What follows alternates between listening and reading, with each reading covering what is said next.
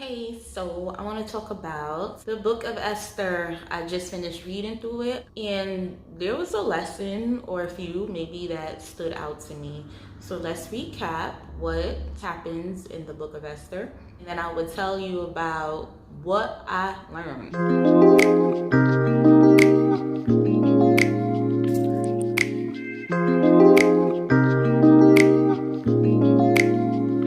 So the book of Esther is pretty much, starts off with a guy, a king, King Xerxes, right?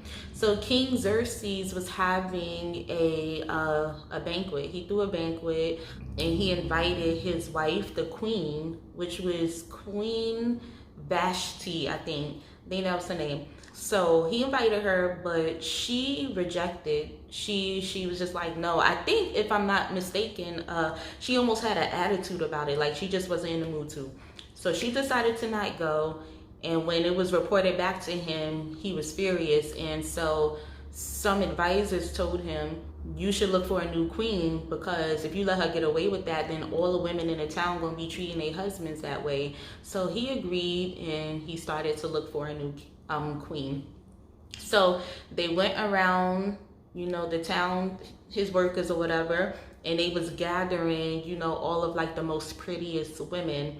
And so in that bunch was Esther. So here's how Esther got into it. So Esther had an uncle named Mordecai. Mordecai was raising Esther as like his own daughter. And she was really beautiful. He suggested that she go see about the king too, and she go with like the other women. So they went to the king. Well, before they went to the king, they had to go through like a long, like I think 6 months. They had to go through a 6-month beauty treatment. And at the end of that, they all would go into the king's room one by one, spend time with him, and he would decide who he liked or enjoyed the most, and that person would be the new queen. So eventually they went through that and he chose Esther. When he chose Esther to be the queen, she was living in this house that the rest of King Xerxes' wives lived in, his wives and concubines and stuff. They never stayed in a palace with him. So Mordecai will always take a walk, and he would kind of walk past this house that Esther was in with the other women to just keep an eye on her from afar. And one day when he was doing that, he overheard two of the king's eunuchs, let's say assistants. He heard two of them plotting to assassinate him. And so Mordecai passed the word on to Esther and was like, yo, let him know. So Esther told, pretty much the king that was about to happen. And she revealed that it was Mordecai that gave her the information. So the king pretty much had those two guys impaled on a pole, and he gave, I believe if I'm remembering correctly, he gave Mordecai a position in the palace, to work there. Once Mordecai was kind of around in the palace and stuff now, King Xerxes put a rule into place, because he had elevated his right hand, which was Haman. He elevated Haman, and he put a rule into place that anytime Haman walked by, anyone that was around must bow to him.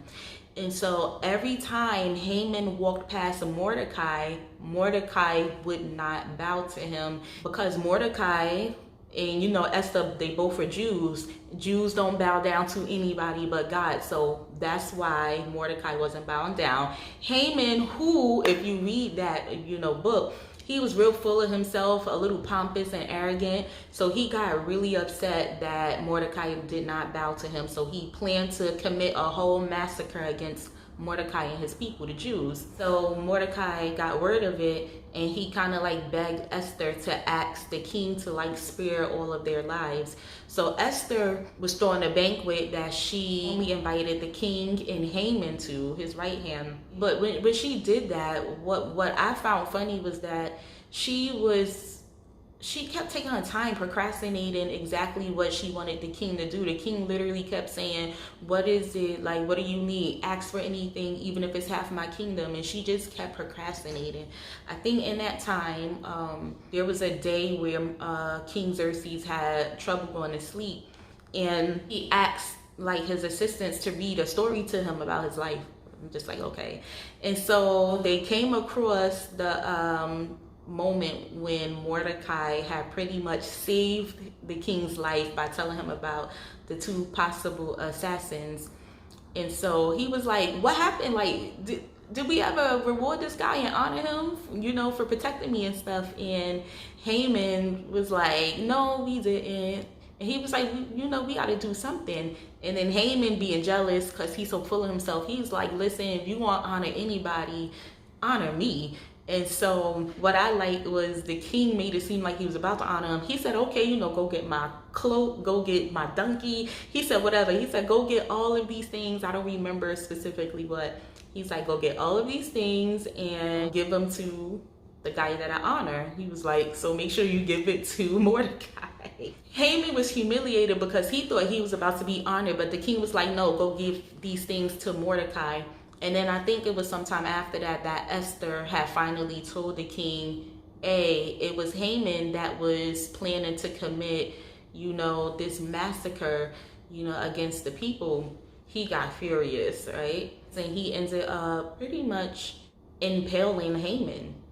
On the same pole that he was going to use to try to impale Mordecai on. So that happened, and then Mordecai got elevated to what was Haman's position, if I'm not mistaken. So in that time before Haman was killed, because he was trying to really plan this massacre, he went to the king and asked if he can carry out this plan, because he kind of gave the story to the king that the Jews are going to rebel and, we need to deal with it. Can I do this? And the king was like, yeah, he gave his seal of approval. So that happened. Then back to the present where Haman was killed. That's when Queen Esther started to make her plea, can you please stop this from happening? Can you spare our lives and all this stuff? The king said, once I approve of something and I put my seal or something, it can't be reversed, but I'll give you guys permission to fight back and all of this stuff. Mordecai himself also asked the king, I think it was both Mordecai and Esther requesting this, and he said, I can give y'all all the resources and tools that y'all need because I can't reverse it, but I'll give you what you need to fight back. That day came and the Jews defeated all the people that Haman had hired to try to wipe them out. The Jews not only defeated them, but actually scared them. They went fleeing, the ones that wasn't killed. And so that's the story. What I learned in that is that there is reward that comes with standing 10 toes down for God, because Mordecai had some sort of loyalty to the king. He kept the king from being assassinated. He was working in the king's palace. By doing that, you must obey the king's orders. He put himself at risk of being killed because the king could do anything he wants to you. And by him not bowing to Haman as per the king's order, it could have got real risky. But when you put God first, God will look out for you. It's a lesson to be learned, to not let people bully you into making them your God. Don't let people bully you into feeding their ego, because that's what Haman pretty much was doing. He was so full of himself. There's a lesson to learn with karma. The evil that you plot to try to commit on others, you'll find yourself in that very position that you was trying to put someone else in, because God be flipping the switch like that, so God will flip the narrative like that for his people. I ain't trying to say much. Some churches, they have leaders that try to uplift themselves a little too highly. And so when I was reading about Haman, I was like, he have a lot of the issues and personality and arrogance that some leaders have in churches this day. Leaders who, when they walk out, and I've been in these type of churches, when they walk out, the whole congregation stands up.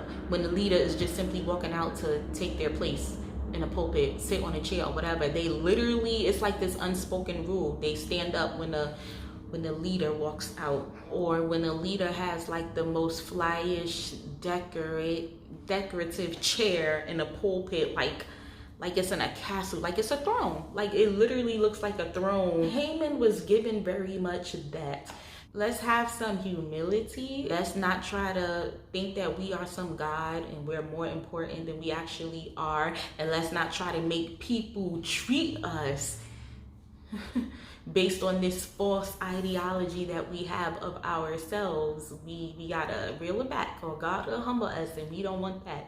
So yeah, I thought that was pretty interesting. What y'all think when y'all read this story? Was it just like a love thing for y'all, or did y'all notice some of these things too, like the arrogance of Haman and the loyalty of Mordecai and the favor of Esther?